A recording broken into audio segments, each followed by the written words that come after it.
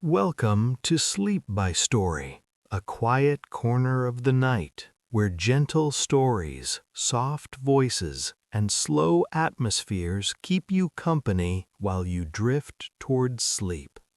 Before we begin tonight's tale, I'd love to know where you're listening from. Share it in the comments below. It's always wonderful to see our little community stretching across the world. Now, it's time to get comfortable. Settle into your bed or favorite chair. If you'd like, close your eyes.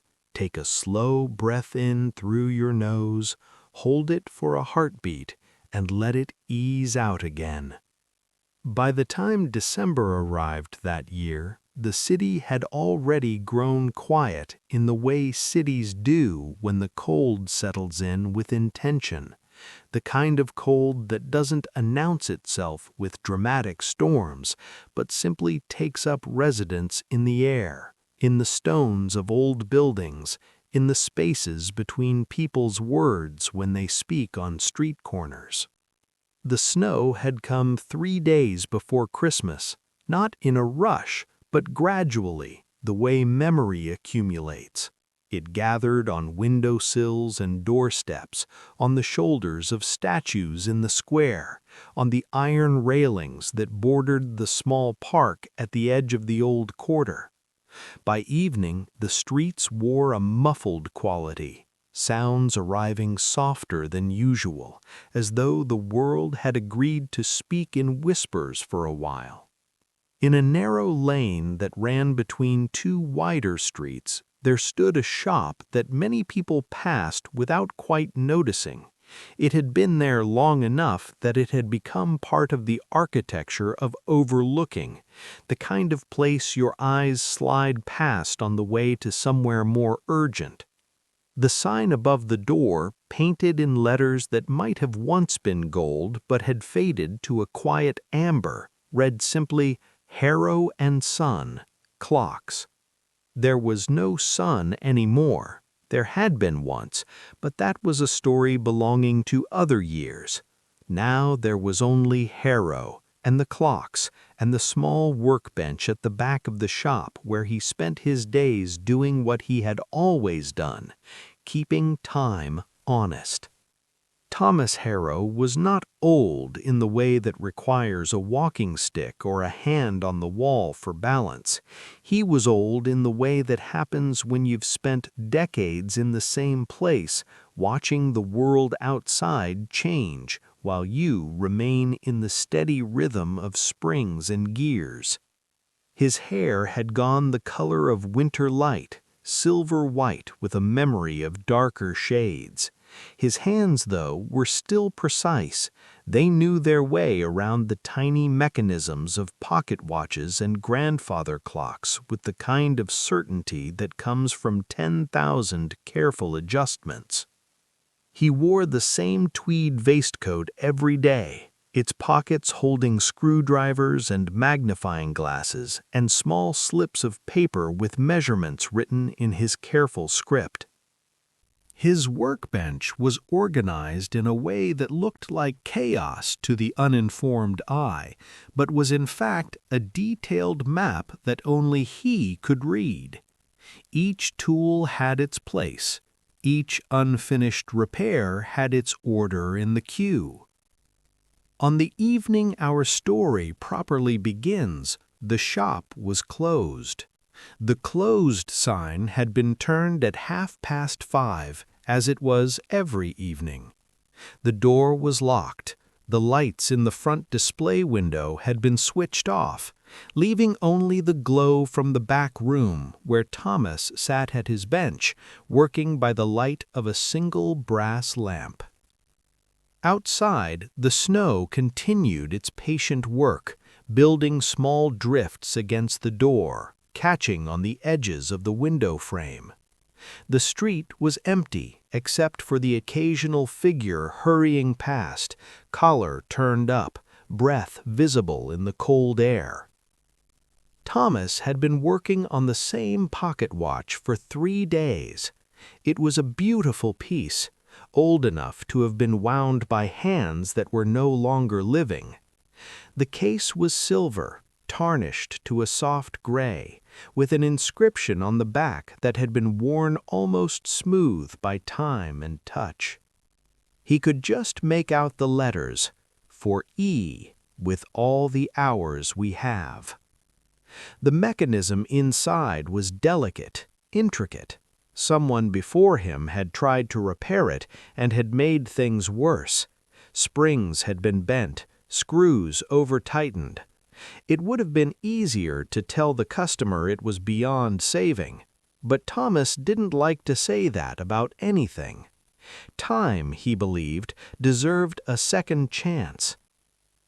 He was adjusting a hairspring, an operation that required the steadiness of a surgeon and the patience of someone who had long ago made peace with the fact that some tasks cannot be hurried, when he heard it.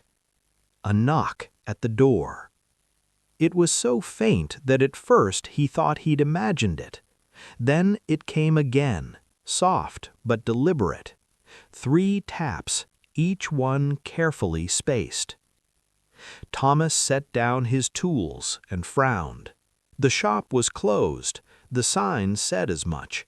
People didn't knock after hours unless they were lost or desperate or selling something no one wanted. He stood, feeling the familiar protest of knees that had spent too many hours on a wooden stool, and walked through the darkened shop toward the front door. Through the frosted glass, he could see a figure standing outside, small, still, patient. He unlocked the door and opened it. The cold air that entered was sharp enough to make him catch his breath. Standing on his doorstep was a child. A girl, perhaps 8 or 9 years old, though it was hard to be certain. She wore a coat that was too large for her, its sleeves covering her hands, except for the tips of her fingers. A knitted hat sat crookedly on her head, and a scarf, striped in colors that had seen too many winters, was wound several times around her neck. Snow had gathered on her shoulders and in the loose threads of her hat. She looked up at him with dark eyes that were startlingly calm for someone so young, standing alone in the cold. "Excuse me," she said, her voice clear and polite. "Are you the person who fixes time?" Thomas blinked. "I repair clocks," he said, "if that's what you mean." "Yes," the girl said, "that's what I mean." He glanced past her at the empty street, then back at her. "Where are your parents?" "Not here," she said, simply. Then, before he could ask anything else, she added, "I need something fixed. I have money." She reached into her coat pocket and pulled out a handful of coins, offering them up in a small mittened palm. Thomas looked at the coins. They amounted to very little, perhaps enough for a loaf of bread, certainly not enough for a clock repair. "It's late," he said, though not unkindly, "and it's cold. Shouldn't you be at home?" "I will be," the girl said, "after you fix it." There was something in the way she said it, not demanding, not desperate, just certain, that made Thomas hesitate. He should have sent her away, should have told her to come back during business hours with an adult, should have closed the door against the cold and returned to his workbench.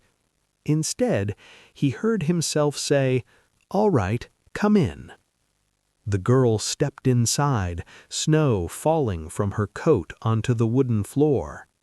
Thomas closed the door behind her, shutting out the wind. The shop's interior was warmer, though not by much.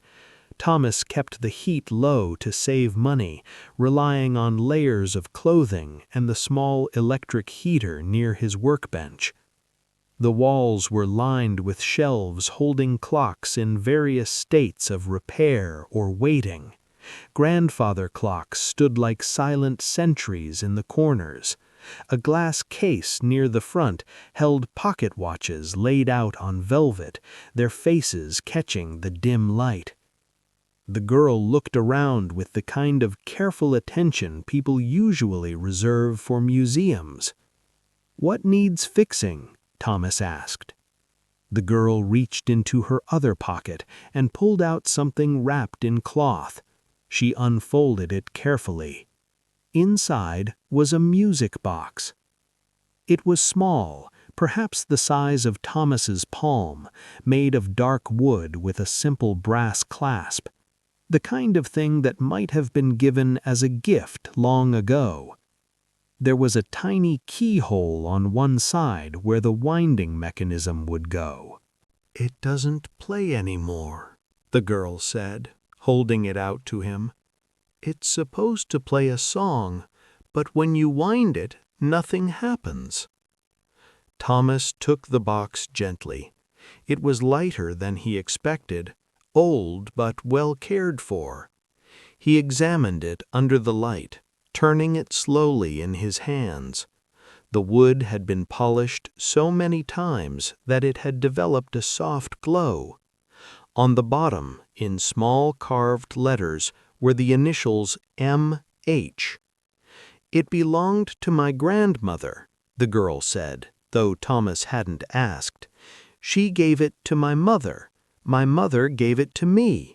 She said it plays the song her mother used to sing when she was small." "And you want to hear it?"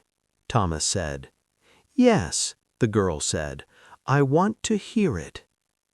Thomas carried the music box back to his workbench, the girl following behind him like a small shadow. He gestured to a stool, and she climbed onto it, watching as he set the box down and reached for his tools. "What's your name?" he asked as he began to examine the clasp. "Margaret," she said, "but people call me Maggie."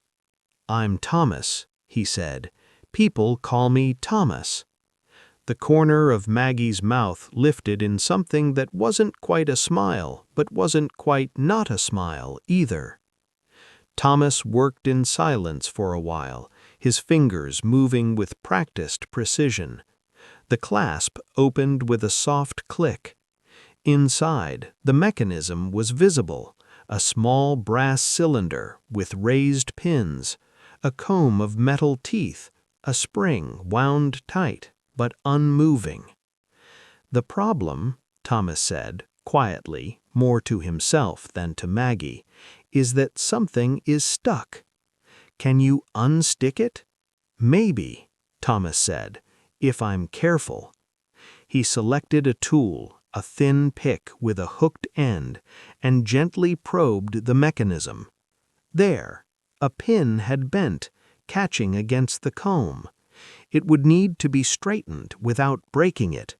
The metal was old, brittle. One wrong move and the whole thing would be ruined.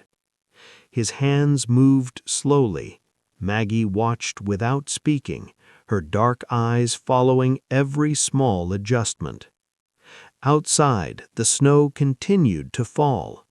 Inside, time became something measured not in minutes, but in the careful movements of an old man's hands.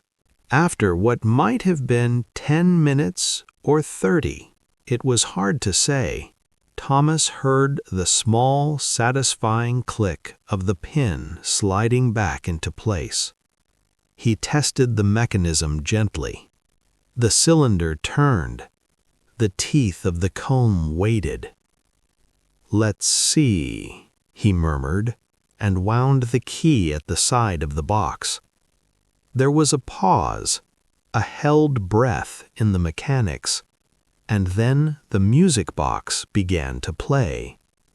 The song that emerged was thin and clear, each note arriving like a small silver bell.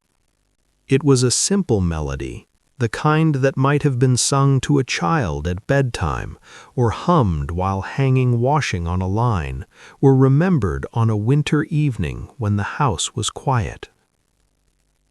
Maggie's face changed.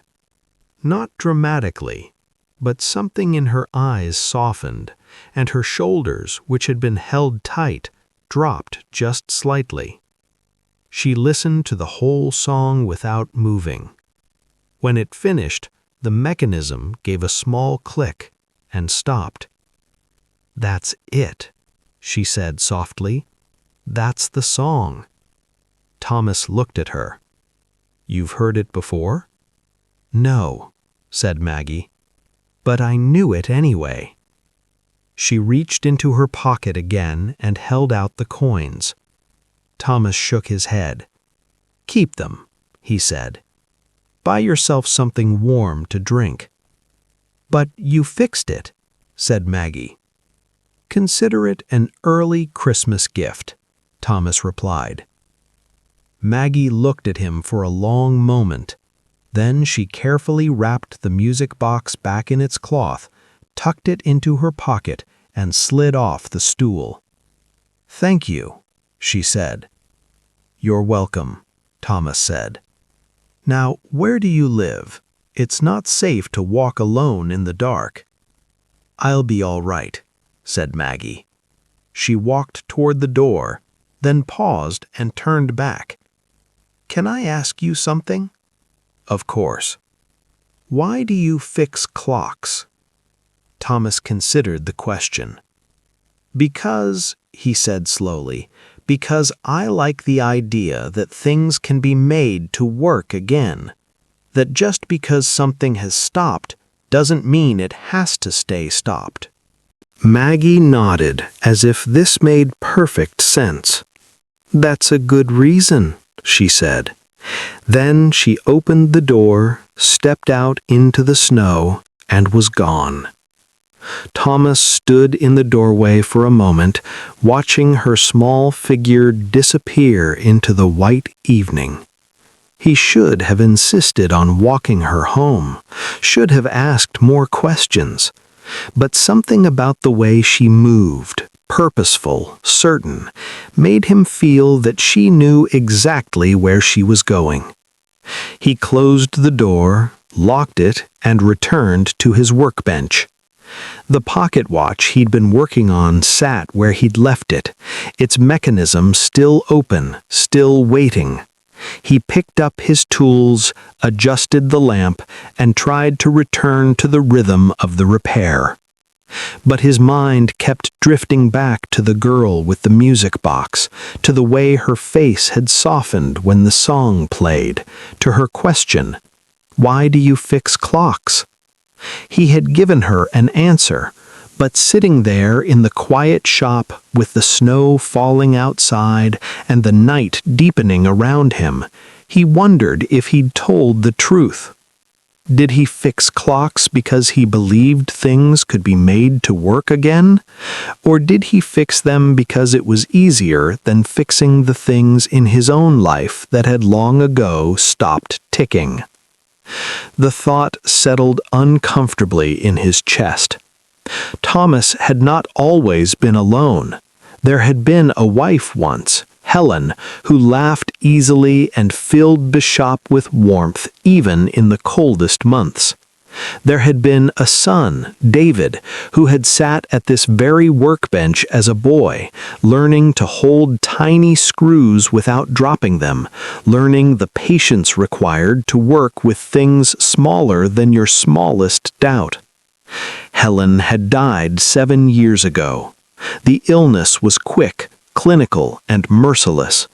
One season she was there, reminding him to eat lunch and teasing him about his obsessive organization. The next season, she wasn't. David had left 3 years after that, not died, just left. There had been an argument. Thomas couldn't even remember what it had been about anymore. Something about choices, about staying or going, about whether following in your father's footsteps meant honoring him or never finding your own path. Words had been said that couldn't be unsaid. Doors had been closed that, as far as Thomas knew, were still closed. David sent a card at Christmas each year, postmarked from different cities: London, Edinburgh, Dublin. The messages were brief. Thinking of you. Hope you're well. D. Thomas sent cards back, equally brief, equally careful. And that was where things had remained. A polite distance, a silence that had calcified over time until it felt too solid to break. Thomas set down his tools and rubbed his eyes. The lamp's light suddenly felt too bright.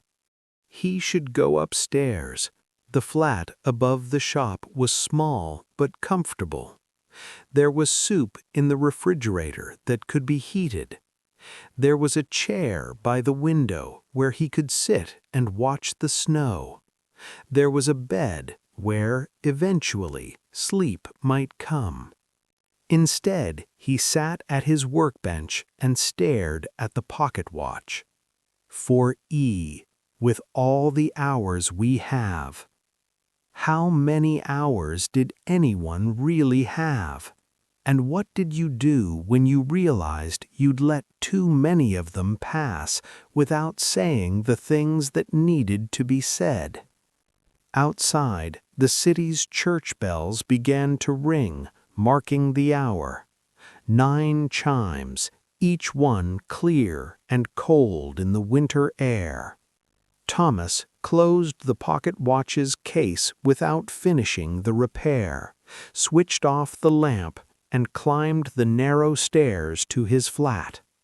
Sleep, when it came, was thin and fractured. The next morning arrived in shades of gray and white. The snow had stopped during the night, leaving the city transformed. Rooftops wore thick caps of white. Trees stood skeletal and beautiful, their branches traced in frost. The streets had been partially cleared, leaving narrow paths where people could walk, and the rest given over to the soft geometry of untouched drifts. Thomas opened the shop at 8 o'clock, as he always did. The routine was important. Routine was the framework that held the day upright. He swept the floor, though it didn't need sweeping. He adjusted the clocks on the shelves so that they all showed the correct time, though this too was unnecessary. They were already accurate within seconds of each other. He made himself tea in the small electric kettle he kept in the back room, and stood at his workbench, warming his hands on the cup. The shop was quiet. It was usually quiet. People didn't come to clock repair shops the way they went to coffee shops or bakeries. They came when something had broken and they wanted it fixed, or when they were looking for a particular kind of timepiece to give as a gift. Foot traffic was rare. Thomas didn't mind. He had spent decades in this kind of quiet. It had become a companion of sorts. He returned to the pocket watch, determined to finish it today. The customer, a woman in her 60s who had brought it in with trembling hands and tears in her eyes, had said it had belonged to her late husband. She wanted to give it to their grandson. Thomas understood the weight of such objects. They weren't just mechanisms, they were vessels of memory, small anchors to people who had gone. He worked steadily through the morning, pausing only once to help a customer who came in looking for a wall clock for their kitchen. He sold them a simple, reliable model and watched them leave, their footsteps crunching on the snow. By noon, the pocket watch was finished. He tested it carefully, listening to the steady tick-tick-tick of its restored heartbeat. Satisfied, he placed it in a small velvet pouch and set it aside for the customer to collect. Just as he was considering whether to close for lunch, the door opened. A man entered, bringing with him a gust of cold air and the smell of winter.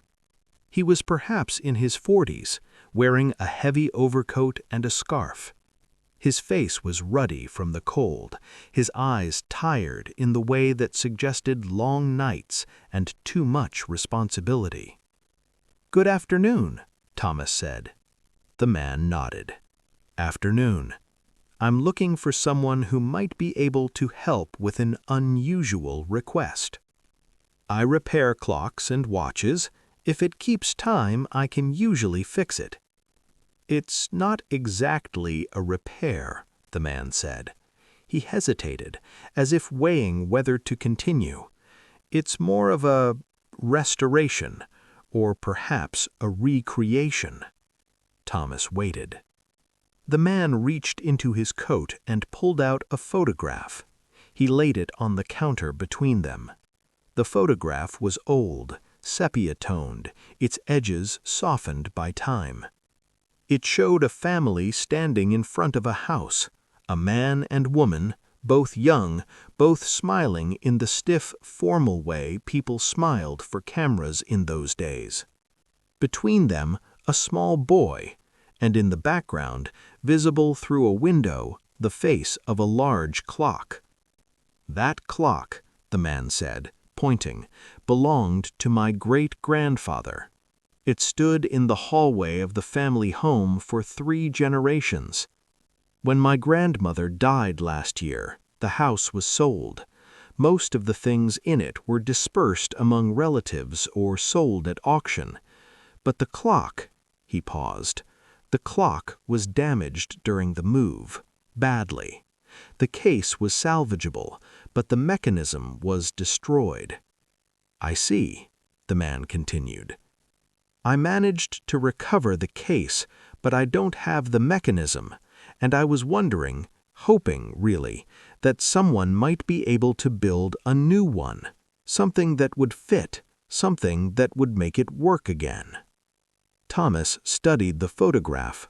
The clock in the background was difficult to see clearly, but he could make out its general shape.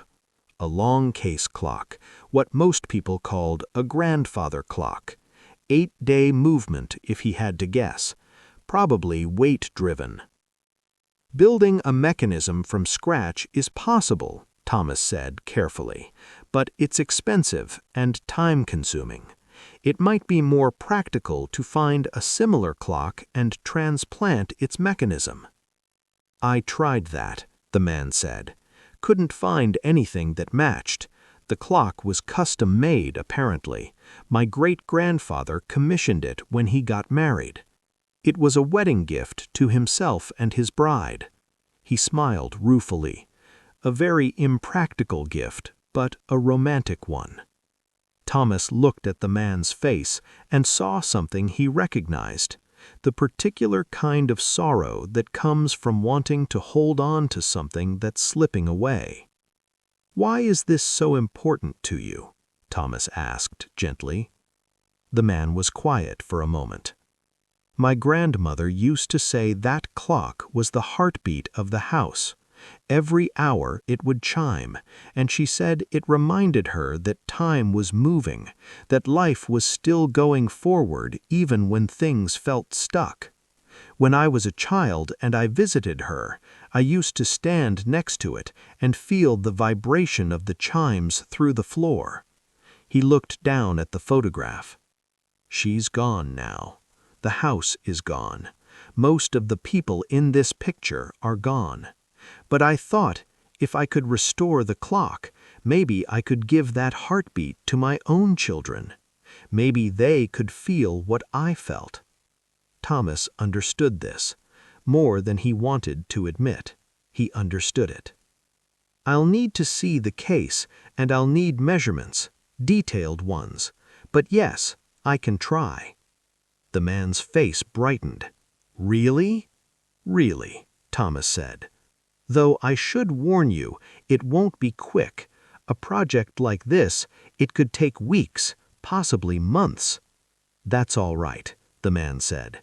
"Time is one thing we still have, isn't it?" Thomas almost smiled at that. "Yes," he said, "it is." They arranged for the clock case to be delivered to the shop, exchanged contact information, and shook hands.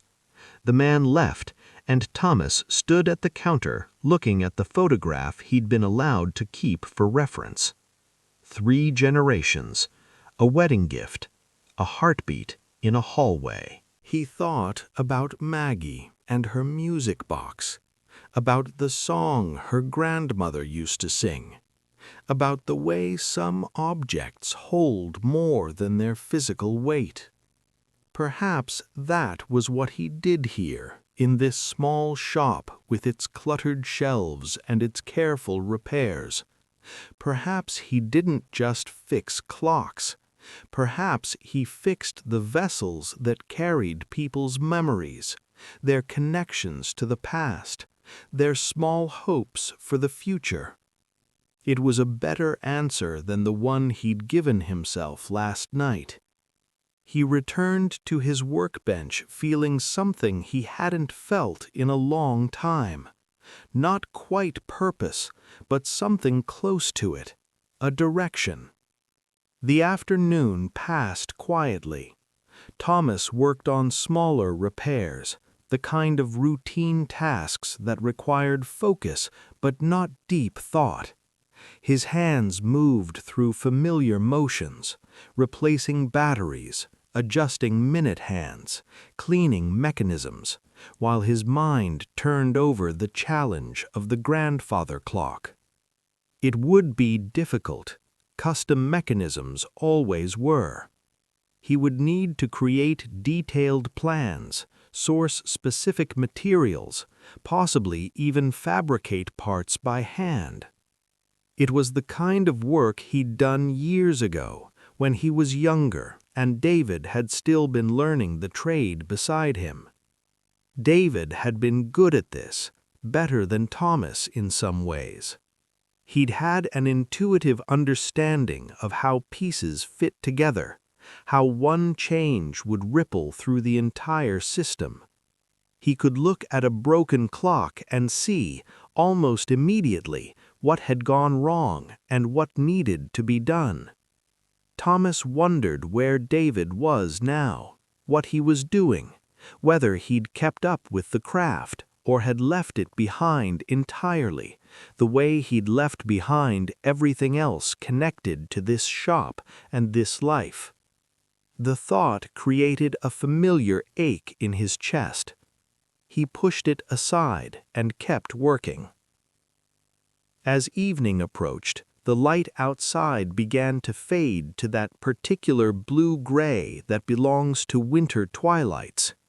Thomas switched on the lamps in the shop, casting warm pools of light across the wooden floors. He was preparing to close when the door opened again. This time it was an elderly woman, bundled in a long wool coat, a basket over one arm. She smiled at him with the kind of warmth that suggested she knew him, though Thomas couldn't immediately place her face. "Mr. Harrow," she said, "I hope I'm not too late." "Not at all," Thomas said. "How can I help you?" "I'm Mrs. Chen, from the bakery 2 streets over. You came in last week for bread." Thomas nodded, remembering now. The small bakery with the blue door and the smell of cinnamon that drifted into the street. "I wanted to bring you something," Mrs. Chen said, reaching into her basket.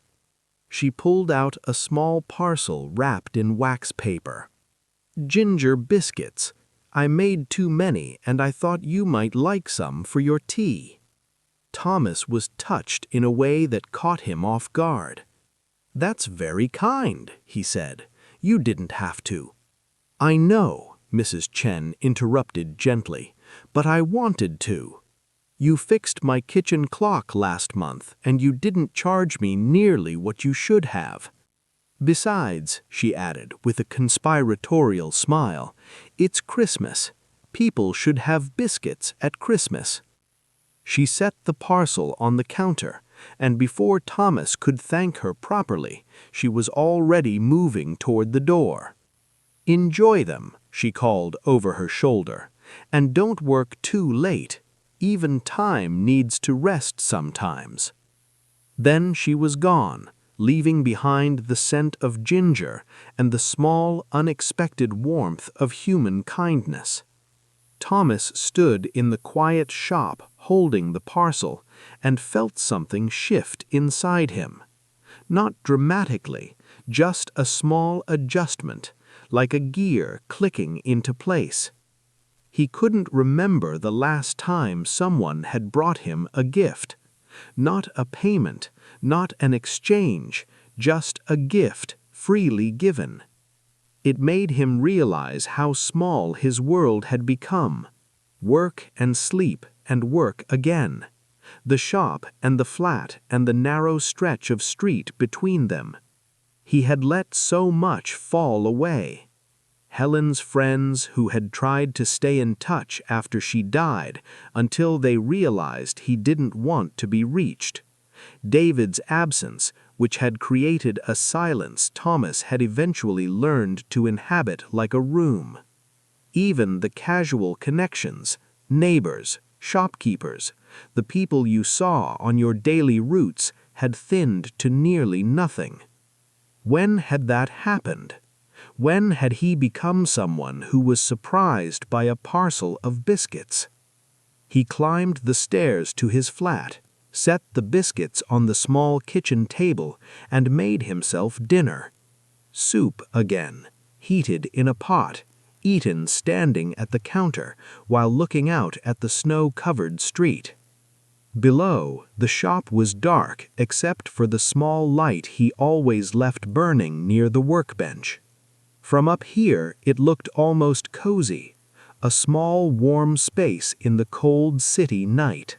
He thought about the grandfather clock he'd agreed to restore, about the man who wanted to pass down the memory of standing next to it, feeling its chimes through the floor, about continuity and inheritance and the things we try to preserve.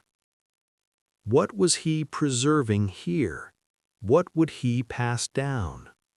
There was no David to inherit the shop anymore, no grandchildren to teach the careful patience of small repairs.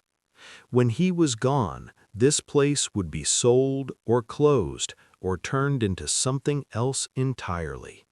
Someone else's coffee shop, someone else's bookstore. The clocks would be dispersed. The workbench would be thrown away or repurposed. All of this would end with him. The thought should have been sad. Somehow it wasn't exactly. It was just true. A fact like the snow outside or the ticking of the watch on his wrist. But sitting there in his small flat, Thomas realized something else.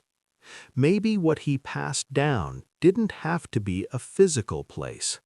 Maybe it was the repairs themselves. Each clock he fixed and sent back into the world. Each music box that played again.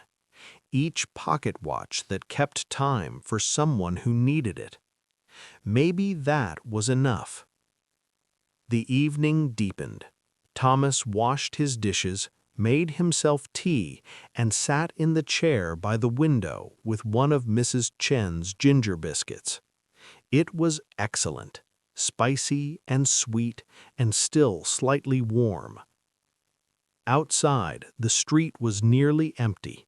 A few people hurried past, their breath visible in the cold air.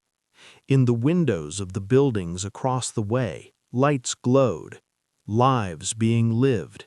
Dinners being made, conversations happening, children being put to bed, arguments being had and resolved or not resolved, love in all its ordinary forms. Thomas watched it all from his window and felt, for the first time in a long time, not quite so separate from it. The week that followed was busy in the gentle, manageable way that Thomas appreciated. The grandfather clock case arrived, delivered by the man who had commissioned the work. It was indeed beautiful, dark walnut, carved with simple, elegant details, its brass fittings tarnished but intact. Thomas set it up in the corner of his shop, cleared a space on his workbench for the planning, and began to make detailed measurements. The work required his full attention, which was both a challenge and a relief. When he was focused on calculations and dimensions, on the physics of pendulums and the mechanics of escapements, there was no room for other thoughts, no room for regret or loneliness, or the particular ache of wondering what might have been different if he'd made different choices. Customers came and went. Thomas repaired a cuckoo clock for a young couple expecting their first child. He adjusted the hands on a pocket watch that belonged to someone's grandfather and was being given to a grandson on his 16th birthday. He cleaned and oiled a carriage clock that hadn't run in 20 years and watched its owner cry when it began to tick again. Each repair felt like a small act of restoration, not just of the object, but of something larger, some thread of connection between past and present, between people separated by time or distance or death. On the morning of December 23rd, 3 days before Christmas, Thomas was working on the grandfather clock mechanism when the shop door opened. He looked up, expecting a customer. It was Maggie. She stood in the doorway, snowflakes caught in her hair, that same too large coat wrapped around her small frame. She looked exactly as she had the first time, calm, certain, as though she had every right to be there. "Hello," said Maggie. "Hello," Thomas replied. He set down his tools. "How's the music box?" "It's perfect," said Maggie. "I've played it every night." "I'm glad," Thomas said. Maggie didn't move further into the shop. She stood just inside the doorway, as though she were waiting for something. "Can I help you with something else?" Thomas asked. "Actually," said Maggie, "I came to help you." Thomas blinked. "I'm sorry?" "You're lonely," Maggie said, not unkindly, simply as a statement of fact. "I thought you might like some company." The directness of it caught Thomas completely off guard. He opened his mouth to deny it, then closed it again. What was the point of lying to a child who could apparently see straight through him? "I'm all right," Thomas said, which was true enough and also not true at all. "All right isn't the same as not lonely," Maggie said. She walked further into the shop now, looking around with the same careful attention she'd shown the first time. "My grandmother used to say that people who work with time forget to spend it themselves." "Your grandmother sounds like she was wise," Thomas said. "She was," Maggie agreed. She stopped at the workbench and looked at the partially completed mechanism spread out across it. "What are you making?" "A clock movement," Thomas said, "for that case over there." He gestured to the grandfather clock in the corner. Maggie walked over to it, studying it with her dark, serious eyes. "It's beautiful," she said. "It will be," Thomas said, "once it has a heartbeat again." Maggie smiled at that. "Like people," she said. "I suppose so," Thomas said. Maggie wandered around the shop, looking at the various clocks on the shelves. Thomas watched her, uncertain what to do. He wasn't used to having children in the shop, wasn't used to having anyone in the shop, really, except customers who came for a specific purpose and then left. "Do you have family for Christmas?" Maggie asked suddenly. The question landed like a weight. "No," Thomas said quietly. "Not anymore." "Me neither," Maggie said. "Not really. I live with my aunt now. My mother died 2 years ago. The music box is all I have left of her." Thomas felt his heart clench. "I'm sorry," he said. Maggie shrugged, not dismissively, but in the way children do when they've learned to carry grief they're too young for. "It's all right. My aunt is kind. She tries very hard." "That's good," Thomas said, though the words felt inadequate. "But she works a lot," Maggie continued, "and I think she's sad too, even though she doesn't say it. So sometimes I come here." She looked at him. "Is that all right?" Thomas should have said no, should have gently explained that a clock shop was not a place for children to spend their afternoons, that she should be somewhere warm and safe with people who could look after her properly. Instead, he said, "Yes, that's all right."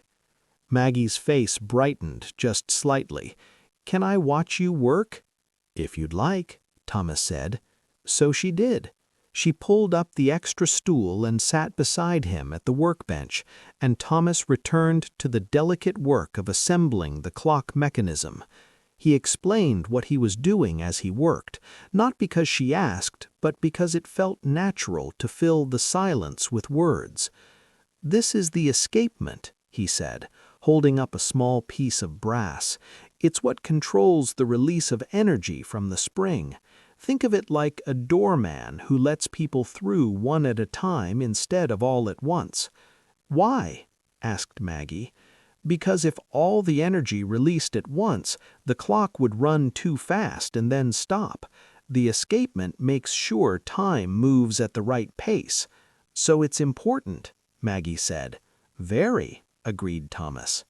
They worked, or rather Thomas worked, and Maggie watched, for the better part of an hour. She asked questions occasionally, thoughtful ones that showed she was actually paying attention. She didn't fidget or complain about being bored. She simply sat, present, interested in the small, precise world of gears and springs. Eventually, she said, "My mother used to say that fixing broken things was like giving them another chance." Thomas looked at her.